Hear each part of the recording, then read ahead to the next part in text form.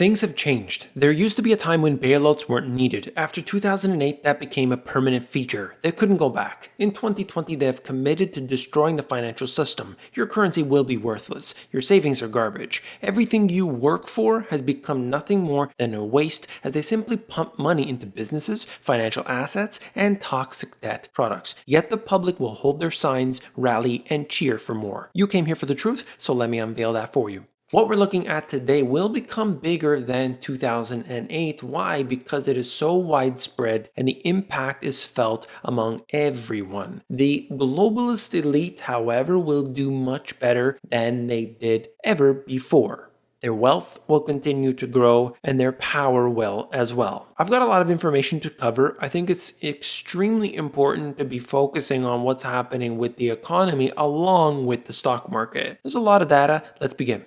By the time you're seeing this video, the information may have already come out, but 4.3 million workers are expected to file for unemployment. This would bring the total of unemployed people in the United States, according to the fake official numbers, to 26 million. But you don't have to worry because they've peaked. The worst is over, and now we can rest easy. The numbers are coming down. 5.5 million, and then what was it, 5.2 million or something, and now 4.3. So that's very positive. That's the way that they're going to present it, and who knows, stocks might actually increase. But with 26 million people filing for unemployment, they don't have a job. Just imagine how many people are underemployed or who have a job today, but by the time their store closes, their business closes in 3 weeks, in 6 weeks, what the real numbers are. They haven't been hit by it yet, but they will be. We've been talking about what's happening with the Small Business Administration loans. We've got the PPP loans. We've got the Federal Reserve and all of their activities, buying up the municipal bonds and the corporate bonds and the toxic garbage, left, right, and center. There's so much going on. I can't keep track of it, and I'm focusing on this every single day. Banks handling the government's $349 billion loan program for small businesses made more than $10 billion in fees. That's right, they handle the operations, the transactions, they act as the middleman. So here's the government, here's the individual business, and in between are those banks. And who's making money? Is it the government? Well, they've got to hand it out, and in some cases, they're not going to make any money back. It's a grant. The taxpayer, ultimately, they're the ones who have to pay. But the businesses, they don't necessarily get to win either, because in many cases we have seen, oh, there's not enough for you. But who stands to gain from the situation? And that is the banks, with $10 billion in fees made so fast. That should certainly help their balance sheets this time around. The banks took in the fees while processing loans that require less vetting than regular bank loans and had little risks for the banks. As they mention here, taxpayers provided the money for the loans, which were guaranteed by the SBA. There's more data in here if you want to check it out exactly what happened, but I think it's interesting to look at it all and understand who's getting screwed over. And guess what? It's the same group of people that always get screwed over, the middle class. According to this survey, 84% of Americans want another stimulus check. Well, you're not going to find many people that are going to say no to money, but it shows you what's really happening here is that they give you the $1,200 and that really isn't going to last you a long time. Many people had said this $1,200 would simply pay for some of the things that have been adding up ever since the layoffs happened, ever since the bills have been piling up. A lot of individuals have been racking up debt like we've never seen before. Delinquencies are beginning to rise. We're watching the money evaporate. So that $1,200, not much going on there, but they're saying maybe we'll give some more money. There are those who suggest they should engage in that helicopter money, the helicopter money given to the individual. But if you look at it very, very carefully, where has all the money gone? We saw $2 trillion, $2 trillion, if you could believe believe it or not, in a matter of just over 4 weeks, the Federal Reserve printed up out of thin air $2 trillion to buy nonsense garbage. They could have, if they really wanted to, give that to the individual. That would have boosted the economy like crazy. Instead, they try to give people $1,200 each. They don't work from the ground up, they work from the top down, and by the time you get the crumbs, it doesn't satisfy your hunger. They got millions, we got nothing. Struggling small business owners demand new bailout funding does not go to corporate giants after nationwide chains got bailout cash. I've gone into this before, but I want to highlight specifically who's making the money, and it's the banks. The banks are always going to be the victor in any situation. Yeah, they got 10 billion. It's not that much when you really look at how much these banks make, how much they produce out of thin air, basically, when they create loans into their very existence. A ridiculous system that we've got. But when you start to go down even further, you start to see what's happening. Big national restaurant chains like Ruth's Chris and Potbelly walked away with millions under the program by a loophole. I would not consider it to be a loophole. And of course, there's more detail in here. Yes, they're going to expand the program. They could do it over and over and over and over again, bail out the companies, and I get it. If you keep the companies running, then they keep their people. The people keep the jobs that ultimately keep the whole engine moving, but it's just poorly designed from the very get-go. I didn't have time to get into this article here, but I highly recommend you read it if you're interested in what's happening with department stores. This is out of the New York Times. The death of the department store, very few are likely to survive. This has been an issue that is not happening right now in 2020. It's been going on for years. Department stores are selling less and less. Ultimately, sales are down, foot traffic is down, margins apparently are too thin, but I'm not sure how that works, and rents in general have been going up. This is not a good combo. I'm telling you right now, this is a recipe for disaster. Now, when you look at it specifically, you start to break down the impact of this because you have the different department store. They might have, let's say, 1,000 employees. Well, these 1,000 employees are not just 1,000 people that you affect, they affect their families. So that's a couple thousand people. All of those people, they're going to go to other stores and they're going to buy food for lunch and they're going to buy, maybe a pair of shoes and everything else. Suddenly they can't do that because they're unemployed. Well, that screws up everything along this whole system that's been functioning for a while. It's disrupted because of the magnitude of these particular stores. Retail occupies such a large percentage of the jobs in the United States. So as they've been shuttering, we're starting to feel it. People are underemployed today. That is a big issue that will not be covered by the statistics. You can get a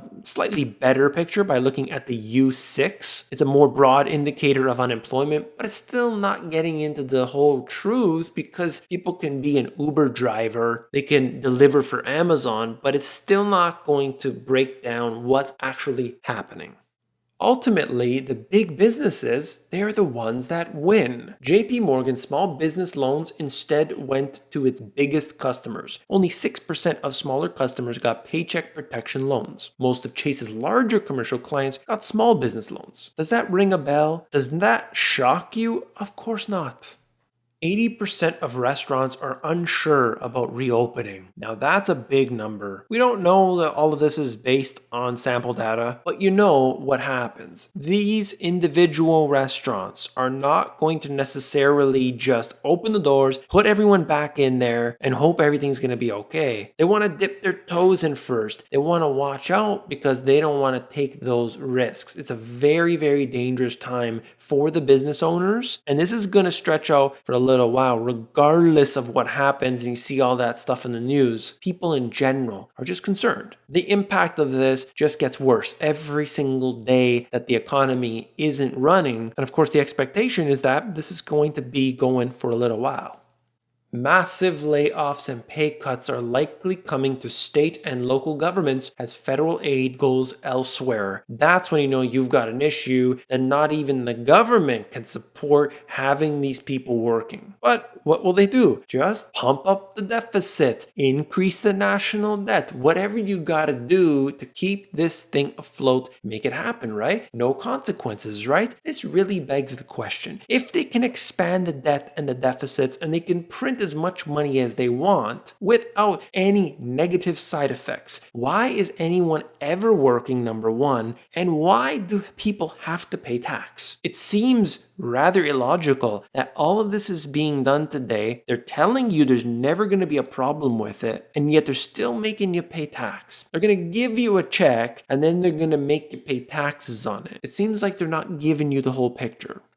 The oil situation has been interesting because there's so many different facets to it. Saudi oil stranded in super tankers as backlog piles up. OPEC is debating production cuts that would go beyond the historical oil pact that they agreed to with the US and Russia. What's interesting about this is that pact that they made, did anything even happen? Did anything even materialize? I really don't think so. They started talking about 25, then it was 20, then they apparently agreed to 10, but in actual fact, when you look at it on a deeper level, it was significantly lower than that. At the same time, you have this massive oversupply. It's being stored anywhere and everywhere it can. And in this case here, super tankers are loaded up with the stuff just sitting there waiting for somebody to buy. But everything is shut down. Everything is slowed down at this time. There isn't that real demand. So people are looking at the stats and saying, this is how much they use on a regular basis. But what's it going to look like a month from now? What's it going to look like 2 months from now? They don't know. That's the whole problem. Whenever you have question marks, it's really bad for business.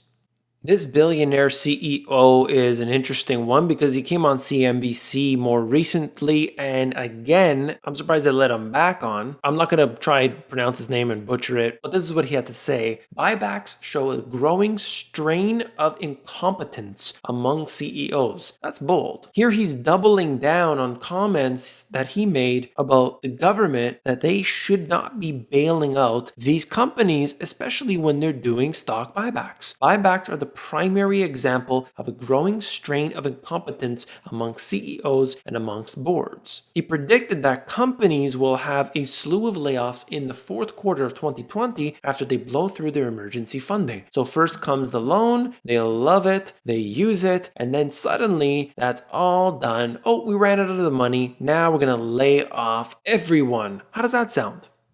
This was hilarious. On his Twitter, he posted this. For the morons who defend buybacks, consider this. IBM bought back $140 billion of stock over the last 20 years. IBM's market cap is now $105 billion. IBM just reported its lowest revenues since 1998. How is this winning again? That's exactly the point. Just because they're buying back their stock doesn't mean that it's a good idea. That's the way that people think. Well, they're buying back their stock, it's going to push the prices up, I can ride that all the way to the moon and things are good. But there's so many nuances here that people do not understand. But I'll tell you something, there are a small group of people who do benefit from this, and that's the insiders. Fannie and Freddie will now buy loans in mortgage bailout program in a bid to loosen lending. I don't even know if these institutions should exist anymore. After what we saw back in, let's say, leading up to 2007, it really showed how bad this is. And then what did the government do? They took them on. They bailed them out. They nationalized them, putting trillions of dollars onto the backs of the taxpayer, the worst quality stuff. And now they're getting more involved here. It's just unbelievable. It never stops. Wealthy mortgage borrowers face cold shoulder from lenders. The wealthiest, most reliable mortgage borrowers in the US are hearing an unfamiliar word from lenders. No. The industry's most valued customers have suddenly become risky bets. When the rich lose income and stop paying, costs for lenders are magnified because the loans known as jumbo, since they are bigger than most conventional mortgages, don't have the government to backstop losses. They go into more detail here if you want to read it, but I'm looking very, very closely at what's happening with real estate, with the derivatives connected with that on the commercial side, the residential side, everything in between. So you're definitely going to see more information related to that here on this channel. That's all for tonight. If you found this informative, hit that thumbs up button. When you do, you're supporting me. Thank you very much. Do you want to see some stuff on Instagram, on Twitter, unique to what you're seeing here on this channel? It comes even faster than I produce, and I'm making a video every single day. Definitely check me out at The Money GPS. Online sales are going higher and higher, and people need to know how to produce an income for themselves. What's really beneficial about this is that you can learn to sell different places in the world. You can be anywhere and learn to sell anywhere else. So if the economy isn't good where you are, you can look to another place and sell there. That's the benefit of e-commerce. I teach it for free at theamazongps.com. If you want to know the financial system, all the ins and outs, I teach it right here in these two books. Check them out at the link in the description. If you want the audiobook, moneygps.com. Gold. Gold is really, really important, and a lot of people want to know what I think about gold. I definitely recommend watching this video. Check it out. I'll see you there.